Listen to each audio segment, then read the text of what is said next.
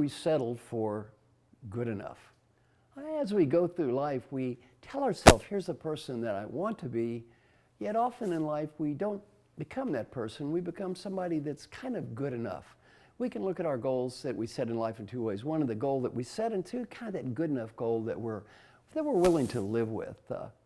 As I may have talked about earlier, if you look at our weight, we set a weight goal, and then we typically weigh 10 to 15 pounds more than that weight goal. So really our good enough goal is 10 to 15 pounds different than that ideal goal we set.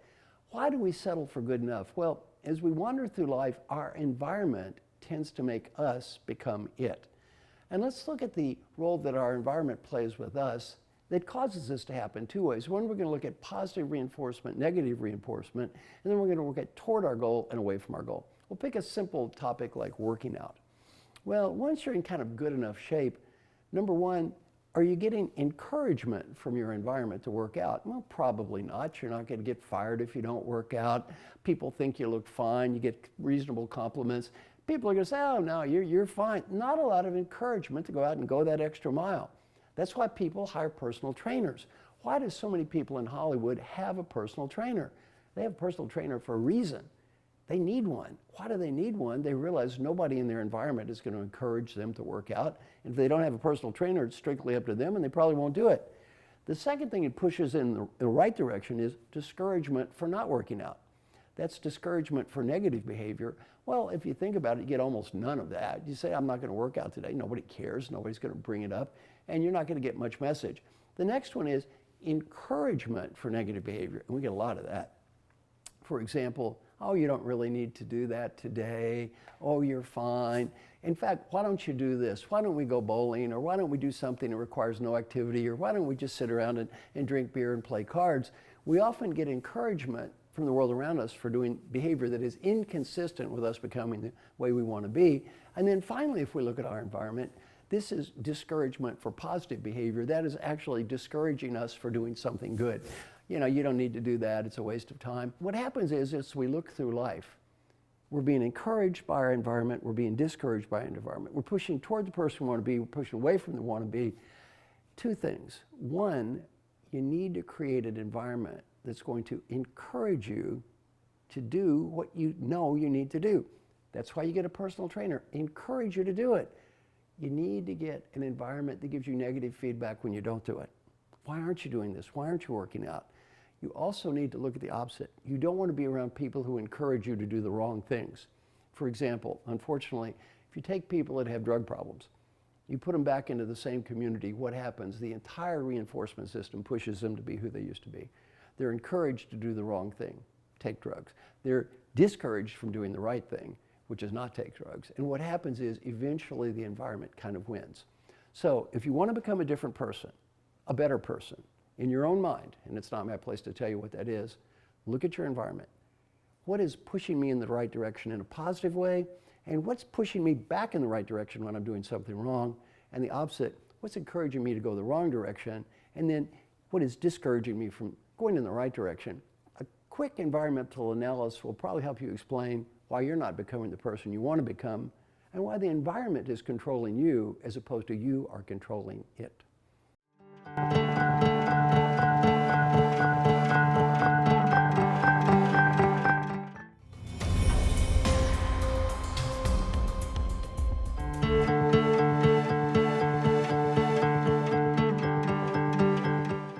Turning those flabby abs into that sexy six-pack. You know, I seldom watch TV, but one Saturday not too long ago, I was flicking through the channels on one Saturday morning, and I was amazed. I saw show after show after show, and they all said the same thing. They were all selling stuff. So what you'd see is these people look kind of old and not so good shape, and then they'd show pictures of Cindy Crawford and some good-looking guy, and they'd say, if you buy this machine, which by the way costs very little amount of money, and it's not going to take much time, and it's lots of fun, and you work out just a little bit, well, you're going to look like them. You know, I had the privilege of meeting Cindy Crawford once, and I'm not sure they got a machine that's going to be quite that good. Well, what's the illusion that we're looking for? We all go through this illusion that there's an answer out there, this quick fix, this easy answer. If I buy this product, if I go to this class, if I meet this person, everything's going to get better. I'm going to turn those flabby abs into that sexy six-pack. Life is not quite that simple. Number one, it always takes more time than we think. It always takes more time. You don't get that sexy six-pack in 2 or 3 weeks. That takes a long time. It takes a lot more effort than you think. Yeah, one reason those people look so good is they just work out every day, and they work out hard. We don't think about competing responses. We don't think that, you know what, when I'm going to try to change, I'm going to get busy, the kid's going to need some help, I'm going to run out of gas. We don't think about all those competing responses in our environment. And the other thing is, even if we do get in shape and get those sexy six-pack, we forget we got to maintain it.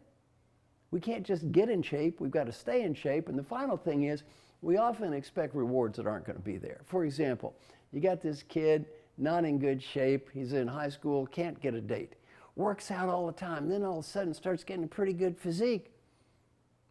The girls still call him a nerd. Once he started thinking, wait a minute, before I didn't have a date, but at least I could eat the tasty pizza and didn't have to work out all the time. Now I don't have a date and I'm working out all the time, don't get any pizza. Well, let me help you. To become the person that you want to become, you got to realize it's probably going to take more time than I think.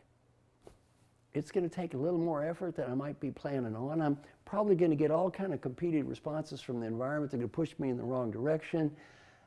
Once I achieve my goal, I've got to maintain my goal. And then finally, you know what?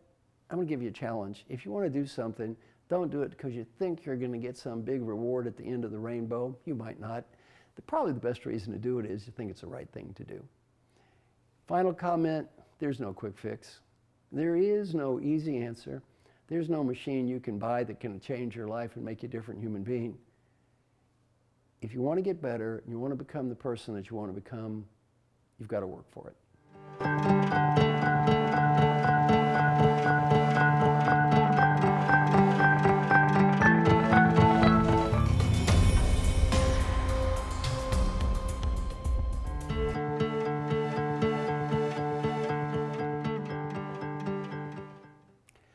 As we wander through life, we constantly deal with the issue of fate versus choice. What is fate? What I cannot control. What is choice? What I can control. The ancient Romans dealt with these two topics with two goddesses. One goddess was the goddess called Fortuna. Fortuna was the goddess of luck, random chance, or fate. She's characterized as being blindfolded, so she can't see where she's going as she wanders through life, and she has a cornucopia filled with golden coins, and she randomly throws the coins out, representing blessings to people around her. And you know what? You may get a lot of coins, you may not get any coins. Fortuna is luck. Fortuna has a wheel. She spins the wheel. It's called the Wheel of Fortuna. The wheel could say king, could say going to be king, could say used to be king, could say you get nothing. By the way, the Wheel of Fortuna, Vanna White did not invent that wheel. This was done a little bit before Vanna. Well, Fortuna represents what we cannot control in life. And you know what? A lot of our life we can't control. And we waste hours talking about what we can't control in life. The weather. We talk about the past. We talk about people we can't change. So much of our lives have been wasted on what we cannot control. Another goddess represents the opposite side, choice. Choice represents what we can control. And if you look at choice, there's a Roman goddess called Disciplina. Disciplina represented discipline, education, hard work. The soldiers worshiped the goddess Disciplina when they left, and always kept them ready. Kept them ready. And by the way, you can see the U.S. Marines, a lot of their mottos, a lot of what they do came from the Romans, and a lot of it was influenced by that goddess Disciplina. Well, Disciplina represents what we can change. Now, as we wander through life, we tend to attribute success to what? Hard work. What about failure? Fate, not my fault. A simple way to look at life. Fate is the hand of cards we've been dealt. You can't change the hand. Whatever that hand is, it is. The past is over. You can't change the past. Choice is how we play that hand. Destiny is how we play that hand. The famous Prime Minister Nehru, that's what he said. Fate, the hand of cards we've been dealt. Destiny, how we choose to play the hand. My favorite quote on this topic is from Robert Louis Stevenson. He said, life is not really having a good hand. It's playing a poor hand very well. Well, in life, whatever hand you've been given at this second in time, you've been given. You can't change the past. You can't change what's happened. Whatever Fortuna did or did not do has very little to do with fairness. A lot of our lives are focused on fate, determinism, factors we can't control, random chance. What is our choice? How do I play the hand of cards right now? How do I do the best to play the hand I've been given and make peace with that hand?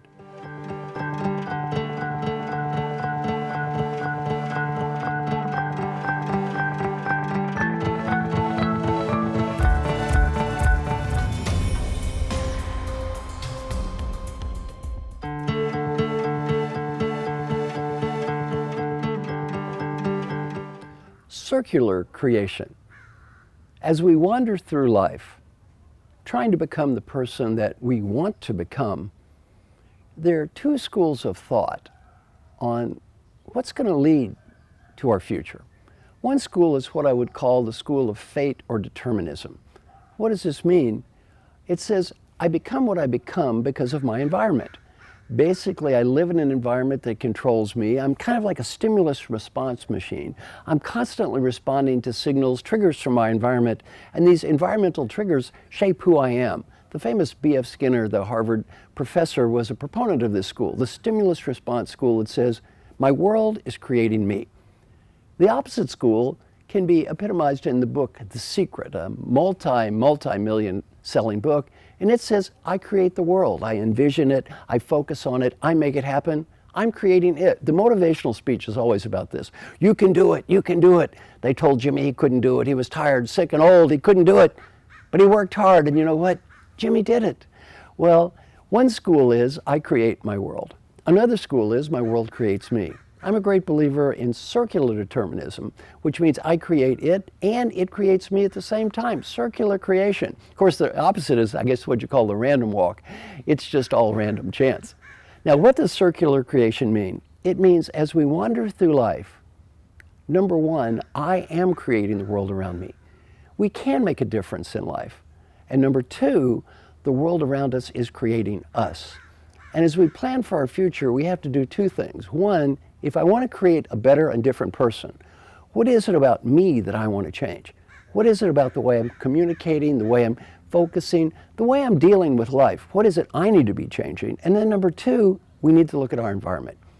What does our environment need to change?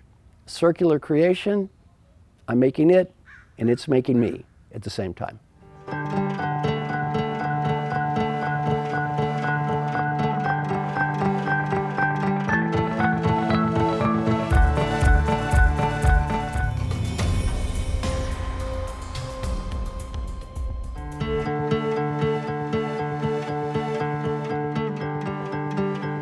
Employee engagement. Where does it come from? I'm a fellow of the National Academy of Human Resources, and I'm frequently asked to attend HR conferences, HR conventions. A year or so ago, I was at a large HR conference, and three of the top HR people in the world, these are the chief HR officers from three major corporations, made a presentation on the topic of employee engagement. And they were given a challenge. Let us know everything out there about employee engagement. As I listened to the presentation, it was really good. They talked about what companies can do to engage the employees. They talked about things like empowering people, and they talked about leadership development, and then they talked about fair training and compensation and performance feedback systems. Everything was good, and I applauded everything they said. I thought it was all great stuff. As I'm listening, I began to realize something. 100% of everything discussed was focused on what can the company do to engage you. Absolutely 0% was focused on what the employees can do to engage themselves. Now, when I say zero, I'm not exaggerating. Zero. Everything is what the company can do to engage you. Nothing about what you can do to engage yourself. I'm listening to this and I'm thinking, wait a minute. Everything they're saying is good. They're missing half of an equation. They're missing half the point. I fly on American Airlines constantly. I have over 11 million frequent flyer miles just on one airline. There are 2 flight attendants on a typical flight. One's positive, motivated, upbeat, enthusiastic. One's negative, bitter, angry, and cynical. Same plane, same pay, same uniform, and the same employee engagement program. What's the difference? The difference is not what's on the outside. The difference is what's on the inside. As I listened to this, I realized almost nothing is being done about what the employees can do to engage themselves. As I listened to this, I began to connect some dots. First, coaching. In my role as a coach, I've learned a great and humbling lesson. The key variable for success in coaching is not the coach. It's the person who's being coached. The client I spent the least amount of time with improved the most and was great to start with. The client I spent the most amount of time with didn't improve at all. What did I learn? The key variable for successful coaching is the client. Then I'm listening. The key variable of leadership development. I'm going to share a study. 86,000 people call leadership as a contact sport. Same training, same everything. The key variable for success is the leader in the program. My daughter, Dr. Kelly Goldsmith, and I did some research on happiness and meaning. What did we find out? People who are miserable at work are miserable at home. A large part of our happiness, misery, engagement, and satisfaction is not what's on the outside, it's an inside. And by the way, if the major variable in employee engagement is the company, not the employee, why is it people who are disengaged at work are the same people who are disengaged at home? We've also done research on active and passive questions. And my daughter brought up a great point. Everything in employee engagement is focused on something called passive questions. That gets people to focus on what can the company do to help me, not active questions, how can I help myself? And we've learned by getting people to focus on themselves and how they can make a difference, we can create a very dramatic and positive change in employee engagement without doing just another HR program. And we can get people to focus on what can I do to engage myself? What can I do to make a difference? As opposed to what the company's doing for me. What's most exciting about our new research is this. I believe in employee engagement. And getting people to focus on engaging themselves, is it good for the company? Yes. Is it good for the customer? Yes. It's even better for the person. Back to those 2 American flight attendants. One's positive, motivated, upbeat, enthusiastic. One's negative, bitter, angry, and cynical. They're on the same plane with the same pay. What's the difference? It's on the inside, and the real loser for 3 hours is not American Airlines. They're going bankrupt anyway. The real loser is not the customer. I am the customer. After 5 minutes, I'm generally asleep. I don't know what the flight attendant's doing. The real loser for 3 hours is the flight attendant. 3 hours of that human being's life just got spent in misery. So what I love about our new research on employee engagement, what I love about our new work, and what I teach all the people I'm working with now is it good for your company? Yes. Is it good for your customers? Yes. It is even better for you.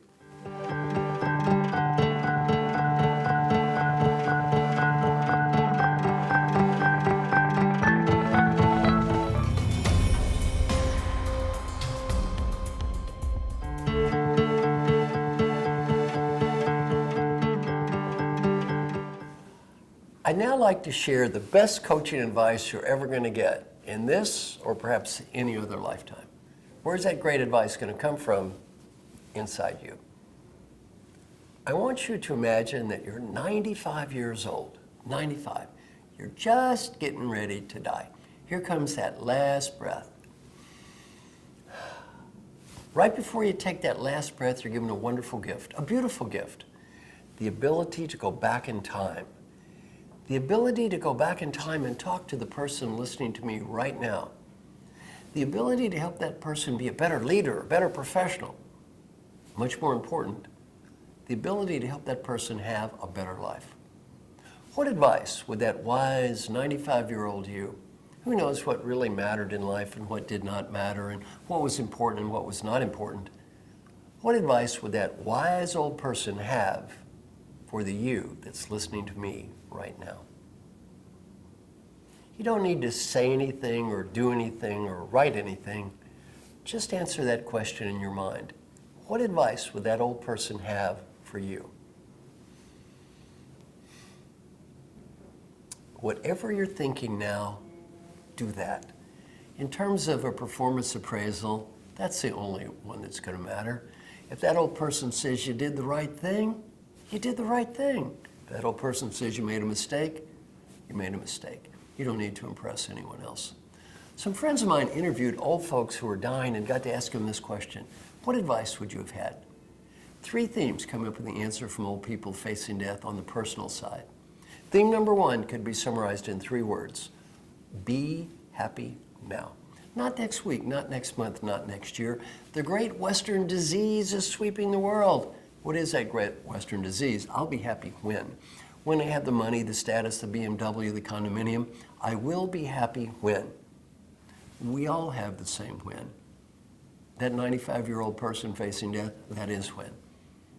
Learning point from old people: I got so busy chasing what I did not have, I could not see what I did have when I had everything. My guess is you're one of the luckiest people that ever lived. You probably have friends, family, interesting work. Relative to me, you probably have youth. You have it all. Don't get so wrapped up looking at what you don't have, you can't see what you do have.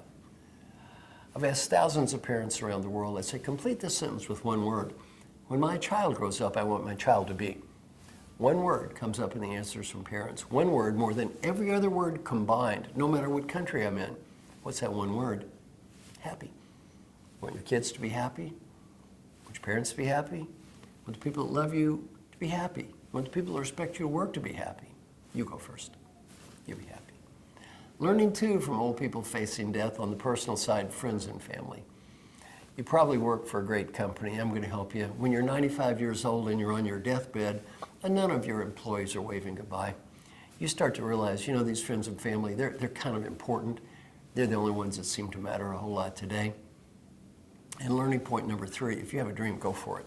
Because if you don't go for it when you're 45, you may not when you're 55, and you probably will not when you're 85. And it doesn't have to be a big dream, maybe a little dream. Go to New Zealand or speak Spanish or play a guitar. Other people think your dream is goofy. Who cares? It's not their dream, it's your dream. It's not their life, it's your life. I had a very embarrassing experience a couple of years ago. I was teaching this and I said, go to New Zealand, speak Spanish. The guy raised his hand, he goes, we're in Spain, you idiot. We all speak Spanish. Business advice said much different. Number 1, have fun. Life is short. Life is short. Number 2 is do whatever you can to help people. The main reason to help people has nothing to do with money or status or getting ahead. The main reason to help people is much deeper. The 95-year-old you will be very proud of you because you did, and disappointed if you do not. And if you do not believe this is true, you interview any CEOs who have retired, and I've interviewed a whole bunch of them, and ask them a question. Please tell me, what are you proud of? So far, none of them told me how big their office was. All they ever talked about is the people they helped. Final advice is also the same. Go for it. Your industry's changing, your world's changing. You do what you think is right. You may not win. At least you tried. Old people, we almost never regret the risks we took and failed. We always regret the risk we did not take. And in my role as an educator, as a coach, I got one simple mission. That's to help you have just a little bit better life. So I hope that something I've said or done helps you have just a little bit better life. Thank you very much.